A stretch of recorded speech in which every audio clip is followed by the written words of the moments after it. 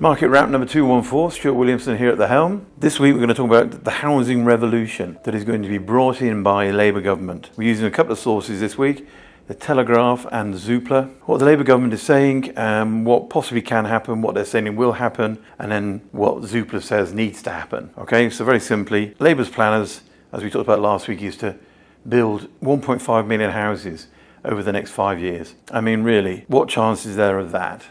You know, they're averaging below 200,000 net after demolitions over the last 5 years, so it's just not going to happen. Not since the 1970s have we actually had that sort of build going on. But they are making the effort, which is what counts, and they will try and do other aspects to it to make it more easy, like the planning overhaul. They're talking about revising that, and you know, this is a crucial thing because I phoned around 4 different EPC inspectors in the UK to try and find out what needed to be done at one of my properties there, and each one gave me a different answer. And eventually said, well, we can't give you any answer because we don't know what's going on. So it does need an overhaul. We need to make it simpler so you have more than one person who can make a decision. There's concerns if we build all these houses, 1.5 million, it'll have a negative effect on the house price market. That's absolute rubbish. That's what the Labour government is suggesting. You know, we've got 4.3 million too few houses in the UK as it is. So building 1.5 million more isn't going to make that much difference. We're actually now at a stage where we are next to bottom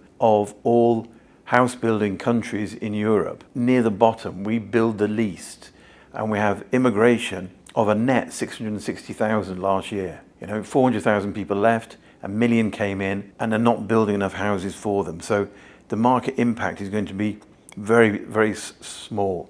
Regional focus, yes, you need to have that. But I mean, other things they could have are, how about taking away stamp duty for people who want to move within the country for work, i.e. they're trying to get people to move to the levelling up agenda cities like Birmingham, Manchester. They're getting those governments to have their own powers as far as infrastructure and build spend. But why would you move from one part of the country, London, up there if you're going to have to pay stamp duty again? You know, there's no rhyme or reason to these things because they're so worried about not getting enough tax in. So the majority of the new houses they're talking about building are around the southeast. That's where people might want to live, but it isn't where they should be living. We should be having more people living in the Midlands and the North if you're going to have the levelling up agenda. They talk about the markets. The market is resilient despite higher borrowing costs. Just to clarify the higher borrowing costs a second. 33% of the market rent in the UK. 33% are bought for cash. 33% also have a mortgage. Of that, perhaps half have got a floating rate. So really, when you put interest rates up, it's only affecting a fairly small amount of people. That's the problem. The people it's really affecting are first-time buyers because they can't afford to get into the market because they need a fairly sizable deposit, plus the cost of living crisis is making it harder for them to save. If anything, it's benefiting the richer people because they've got cash and they can get higher interest rates on the deposits, whereas the people who are trying to get into the market can't do that. There's a great stat I read this week. Basically, someone in the late 20s in 1986 would have taken 3 years to save up the deposit. Now, it's an average of 19 years. That's amazing. You know, you can also look at the bank of mum and dad. In the 1970s, 19% of people used the bank of mum and dad. Now, it's 53%. You know, the housing affordability is just not there. The house price to income is basically the highest it's been since 1870. It's at 9 times at the moment. So, market resilience is, there's just not enough being built. There's not enough property around there for us to rent. You've got a huge affordability divide, you know, rental market pressures. You know, when Margaret Thatcher got into power, she sold off a lot of the social housing. So we went from 5.4 million social houses to 4 million, just under 4 million. So a loss of nearly 1.5 million. And that was a major boost to market. Now, on the converse side of the coin, the market is resilient and it won't go down, we don't believe, at APW Towers.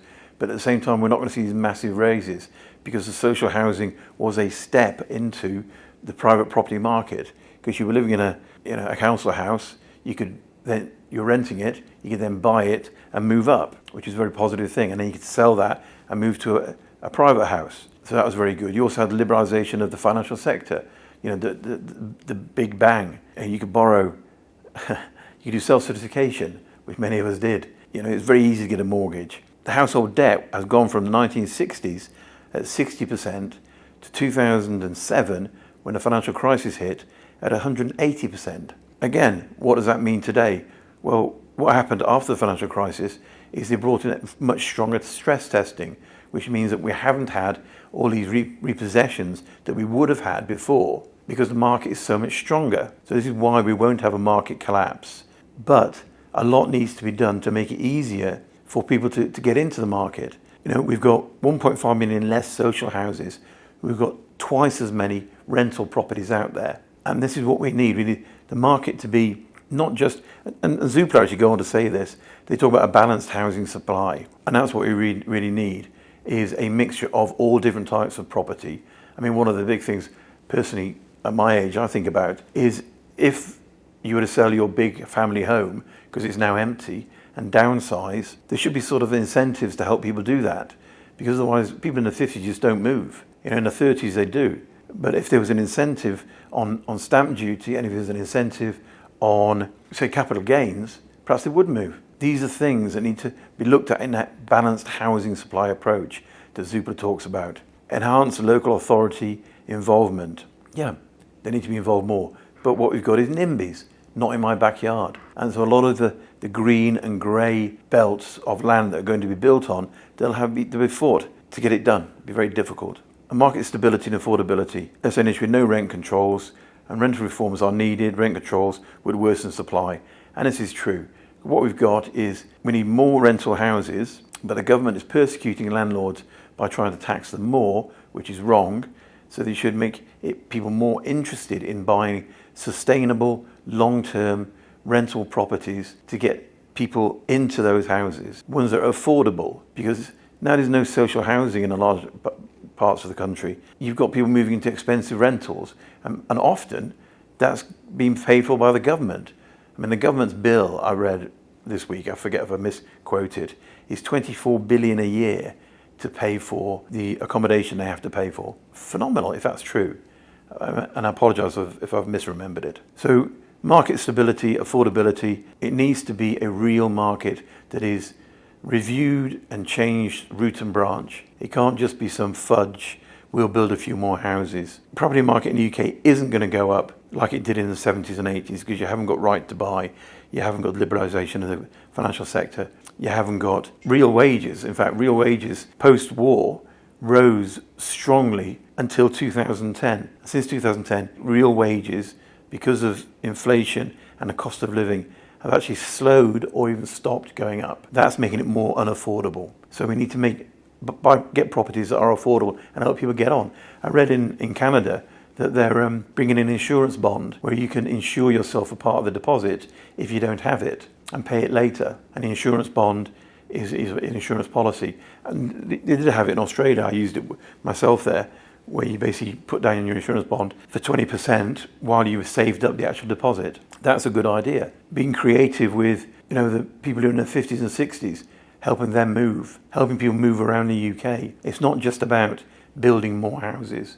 It's about building the correct houses, the correct sizes, build to rent, social housing. We need more social housing. You see what's happening in Scotland, as I mentioned before. Social housing is basically, they're being knocked down, replaced with luxury homes, because they're the ones that make money. So it's a critical point in the UK's housing market at the moment. We've got to hope that Labour government can do a good job. I always say, if you're not thinking about buying for 10 years, don't think about it for 10 minutes. That is even more important now, because prices won't go up as they did in the past. There will be more steady upwards, but there's no way they won't go upwards. That will definitely happen. Okay, around the country today, we are seeing some parts of the country dropping because they were overpriced. Places like Exeter, Dorset, Cornwall, where COVID sent people, they've gone up by too much. We just recruited a new gent who was working down at an estate agent in Hastings, and he said he valued a property at 600 during COVID. It's now for sale for 500. So that's a big drop. So there are some expensive places that are overpriced, but overall the UK market is a good buying opportunity. Hope you enjoyed that. Hope you found it useful. Thank you very much for listening. If you've got any questions, please post them. If you don't like what I've said, feel free to post that as well. It's just our opinions at APW and my experience in being in the market for 30 years. Thanks very much. Cheerio.